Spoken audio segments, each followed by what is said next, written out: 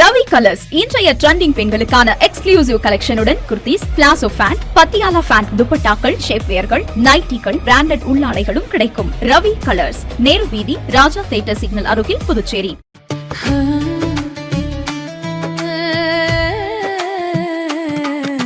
Summer வெயில் காயுது, வேர்வையிலே உடல் நோவுது, கேள்வி ஏதும் கேட்காம ஏசி வாங்கி போடு.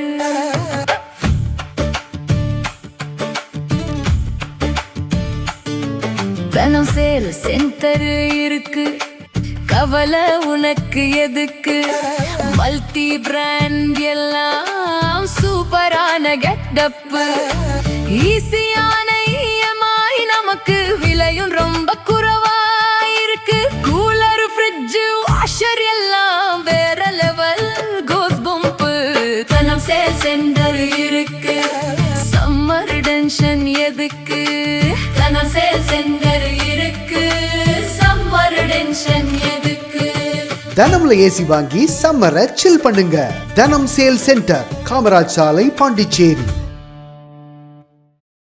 வணக்கம். முக்கிய செய்திகள். புதுச்சேரியில் சுட்டெரிக்கும் வெயிலின் தாக்கம், கடற்கரை சாலை மக்கள் கூட்டமின்றி வெறிச்சோடியது. அமைச்சர் பதவி வழங்குவதில் புதிய யோசனை, முதலமைச்சர் ரங்கசாமியின் அதிரடி முடிவால் பரபரப்பு. வில்லியனூர் லூர்து மாதா ஆலயத்தில் ஆண்டு பெருவிழா சிறப்பு திருப்பலி, ஆடம்பர தேர்பவனிக்கான ஏற்பாடுகள் தீவிரம்.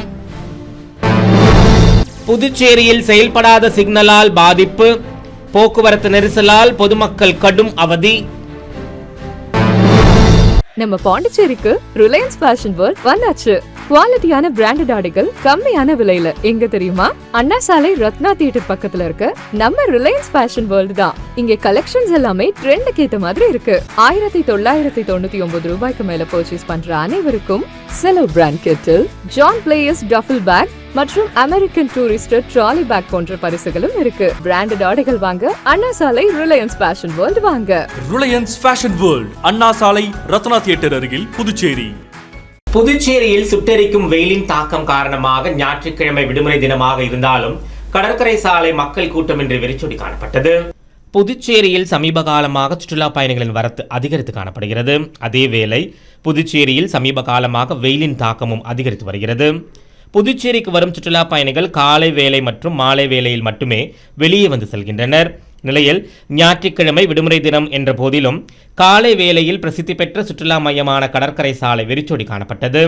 மேலும் நேரமாக வெயிலின் தாக்கம் அதிகரித்ததால் சுற்றுலா பயணிகள் யாரும் கடற்கரை சாலை பக்கம் வரவில்லை.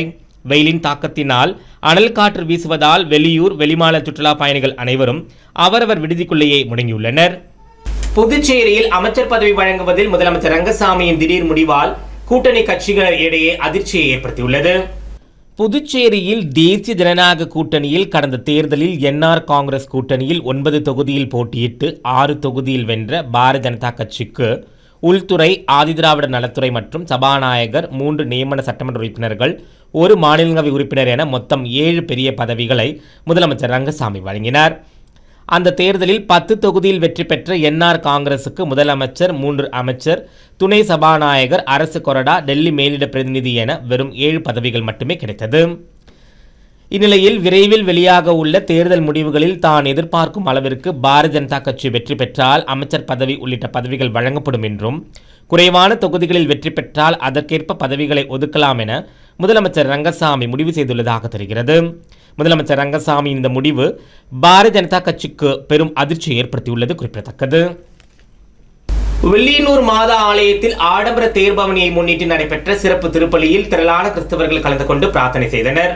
புதுச்சேரி வில்லியனூரில் உள்ள தூய லூர்து மாதா ஆலயம் வரலாற்று சிறப்புமிக்க ஆலயங்களில் ஒன்றாகும். பிரான்சில் உள்ள லூர்து மாதா தேவாலயத்திற்கு பிறகு ஆசியாவில் கட்டப்பட்ட முதல் ஆலயமாகும். ஆசிய கண்டத்திலேயே தமிழர் பண்பாட்டின்படி ஆலயத்தின் எதிரே குளம் அமைத்திருப்பது தனிச்சிறப்பாகும். வில்லியனூர் தூய லூர்து மாதா ஆலயத்தின் ஆண்டு பெருவிழா ஒவ்வொரு ஆண்டும் ஈஸ்டருக்கு பின்னர் 6வது நாளில் தொடங்கும். அதன்படி வில்லியனூர் தூய லூர்து அன்னை திருத்தலத்தின் 149வது ஆண்டு விழா 11ஆம் தேதி கொடியேற்றத்துடன் தொடங்கியது.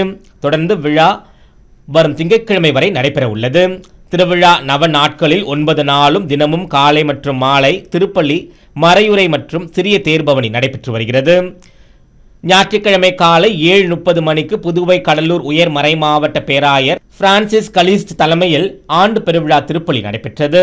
மாலை 6 மணிக்கு வேலூர் மறைமாவட்ட ஆயர் ஆம்ப்ரோஸ் பிச்சைமுத்து தலைமையில் திருப்பலி நடைபெற உள்ளது. இரவு 7:30 மணிக்கு லூர்து மாதாவுக்கு வைர கிரீடம் அணிவித்து ஆடம்பர தேர்பவனியும் நடைபெற உள்ளது குறிப்பிடத்தக்கது. புதுச்சேரியில் நவீன தொழில்நுட்பத்துடன் அமைக்கப்பட்ட சிக்னல்கள் செயல்படாததால் கடும் போக்குவரத்து நெரிசல் ஏற்பட்டு பொதுமக்கள் பெரிதும் அவதிக்குள்ளாகி வருகின்றனர்.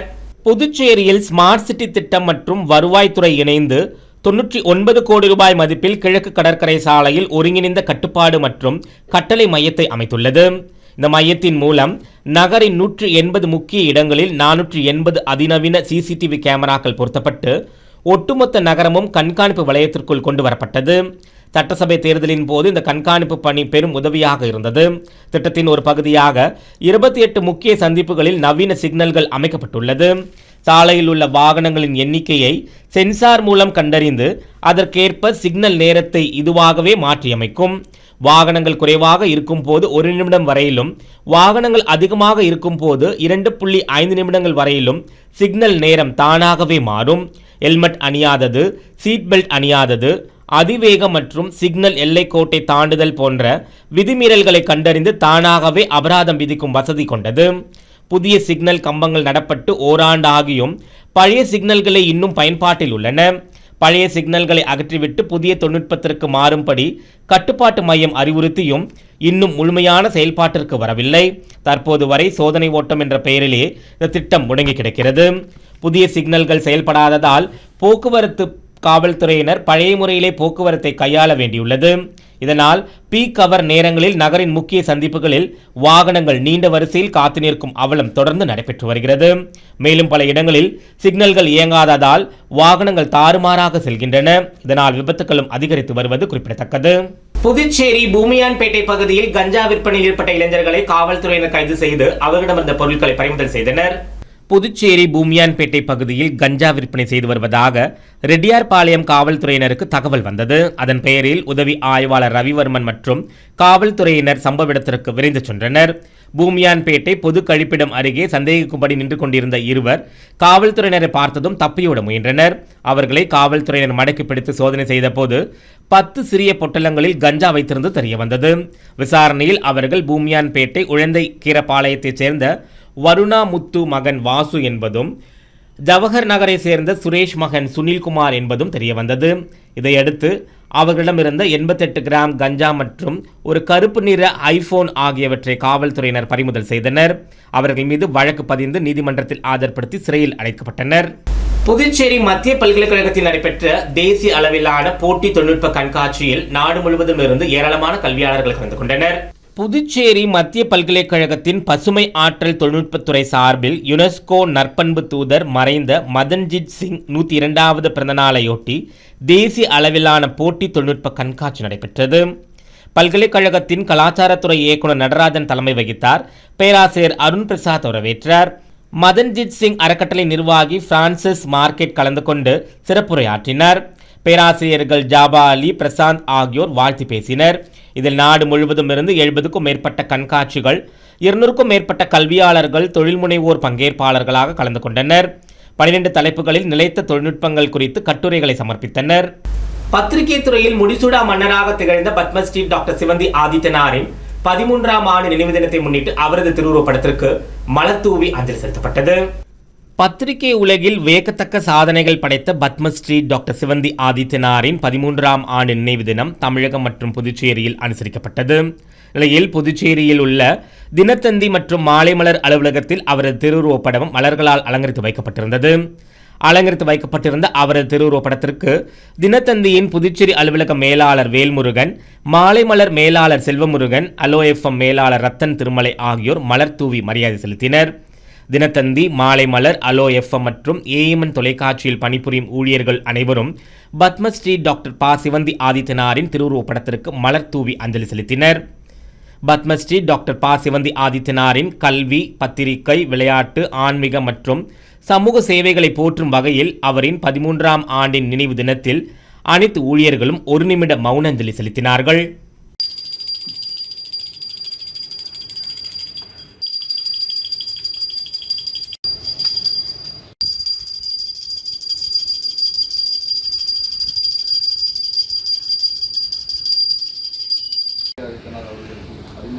ஆண்டு நினைவு நாள் ஆகும். தனது தந்தையாரின் வழியில் சினத்தஞ்சியை கட்டிக்க கோபுரம் போல் வளர்த்த திருமகனார். அன்னாருக்கு அஞ்சலி செலுத்தும் வகையில் ஒரு நிமிடம் அலைதாரி இருப்போம்.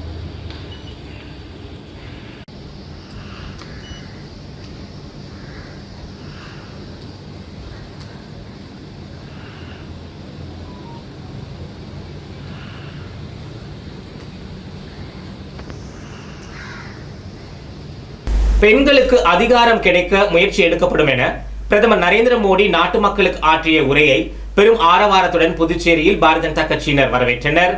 பிரதமர் மோடி பெண்கள் இடஒதுக்கீடு மசோதா குறித்து நாட்டு மக்களிடம் உரையாற்றினார். இந்த நேரலை நிகழ்ச்சி புதுச்சேரி மாநில பாரதிய ஜனதா கட்சி தலைமை அலுவலகத்தில் மாநில தலைவர் VP ராமலிங்கம் தலைமையில் ஒளிபரப்பப்பட்டது. இதில் மாநில பொதுச் செயலாளர் மோகன்குமார், துணைத் தலைவர் ரத்னவேல், முன்னாள் சட்டமன்ற உறுப்பினர்கள் அசோக் பாபு, பாஸ்கர், மாநில பொருளாளர் ராஜகணபதி உட்பட நிர்வாகிகள் பலர் கலந்து கொண்டனர்.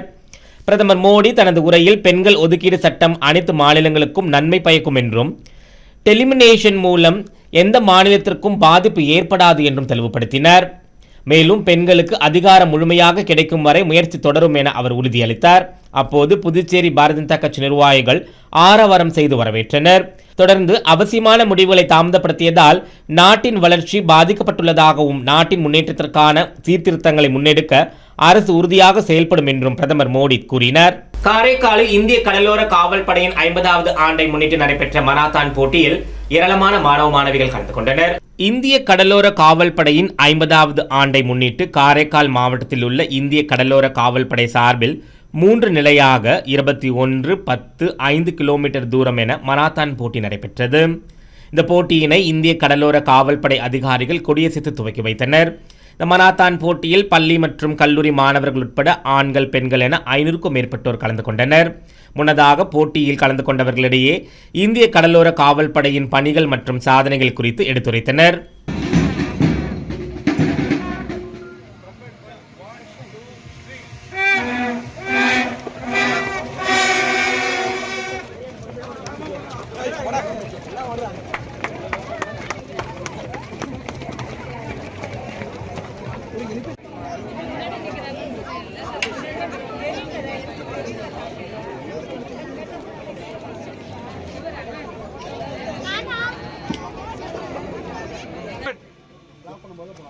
One, two, three.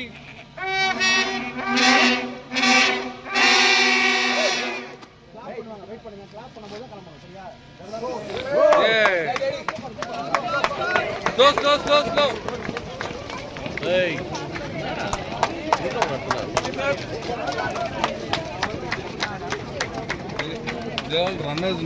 புதுச்சேரியில் தேர்தல் முடிவுகள் வருவதற்கு முன்பே ஆளும் கட்சியினர் மத்தியில் அமைச்சர் பதவிக்காக கடும் போட்டி நிலவி வருகிறது. புதுச்சேரியில் ஆளும் கட்சியினர் தேர்தல் முடிந்த கையோடு அடுத்த ஆட்சியில் அமைச்சர் பதவியை பிடிப்பதற்கு காய் நகர்த்த தொடங்கியுள்ளனர். பாரதிய ஜனதா கட்சி தரப்பில் கடந்த முறை போன்று 2 அமைச்சர் மற்றும் சபாநாயகர் பதவியை கைப்பற்ற அக்கட்சியினர் முயற்சித்து வருகின்றனர். அதேபோல் என்ஆர் காங்கிரஸ் கட்சியில் அமைச்சர்களாக இருந்த 3 பேரில் 2 பேருக்கு நடந்து முடிந்த தேர்தலில் வாய்ப்பு அளிக்கப்படவில்லை. புதியவர்களுக்கே வாய்ப்பு வழங்க அதிக வாய்ப்பு உள்ளதாக தெரிகிறது. அதில் மாநிலத்தில் பிரதான சமுதாயத்திற்கு இம்முறை கட்டாயம் அமைச்சரவையில் இடம்பெற வாய்ப்பு உள்ளதாகவும் தெரிகிறது. அந்த அமைச்சர் பதவியை கைப்பற்றிட 5 பேரிடையே கடும் போட்டி நிலவி வருகிறது. இந்நிலையில் 3ஆம் அமைச்சர் இளைய தலைமுறையினருக்கு என்ற போட்டா போட்டியும் நிலவி வருகிறது. ஆதி திராவிடர் பிரிவிற்கான அமைச்சரவை பிரதிநிதித்துவத்தை பிரித்திட கடந்த முறை அமைச்சரவையில் இடம் கிடைக்காமல் அதிருப்தியில் இருந்தவர் தற்போது காய் நகர்த்த தொடங்கியுள்ளார். 3ஆம் அமைச்சர் பதவி பிராந்திய ஒதுக்கீடாக வழங்கப்பட வாய்ப்புள்ளதால் அது ஏற்கனவே அமைச்சரவையில் அங்கம் வகித்த டெல்லியில் செல்வாக்குள்ளவருக்கு வழங்கப்படலாம் எனவும் தெரிகிறது. கடலூர் புதுச்சேரி மாநில டாக்டர் ப. சிவந்தி ஆதித்தனார் நற்பணி மன்ற தலைவர் அமுதன் வளர்மதி டாக்டர் ப. சிவந்தி ஆதித்தனாரின் 13ஆம் ஆண்டு நினைவு தினத்தை முன்னிட்டு சென்னையில் உள்ள அவரது நினைவில்லத்தில் மலரஞ்சலி செலுத்தினார்.